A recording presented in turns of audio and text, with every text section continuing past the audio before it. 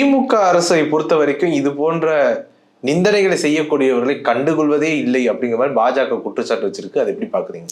பாஜக இதை வச்சு அரசியல் பண்ணணும்னு நினைக்குது.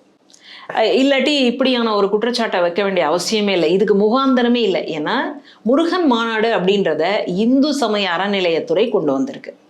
இந்து சமய அறநிலையத்துறை அப்படின்றது இன்னைக்கு ஆட்சியில இருக்கக்கூடிய திமுகவினுடைய இடத்துல தான் இருக்கு.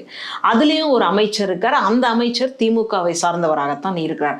அப்போ திமுகவுக்கு இந்த இந்துக்களுக்கான விரோத அரசியலை பண்ணணும் அப்படின்னு எந்த நோக்கமும் கிடையாது.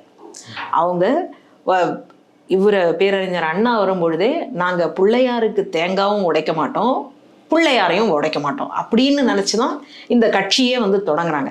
அதனால இவங்களுக்கு ஒரு தனி மனிதனுடைய நம்பிக்கையின் மீதோ இல்ல அவர்களுடைய பழக்க வழக்கம் மீதோ இவங்களுக்கு எந்த விதமான அதிருப்தியும் கிடையாது.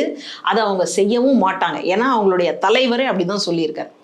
அப்போ யார் இதை ட்விஸ்ட் பண்ணி விடுறாங்க அப்படின்னு கேட்டா, இதை வச்சு அரசியல் பண்ணணும், இந்துக்களே உங்களுக்கு ஆபத்து, இந்துக்களே உங்களை நீங்க குறைஞ்சு போயிட்டீங்க, மற்ற சிறுபான்மையினர்னு சொல்லிட்டு சிறுபான்மையினர்லாம் அதிகமாயிட்டாங்க அப்படின்னா அப்போ இதை எப்படி புரிஞ்சுக்கிறது?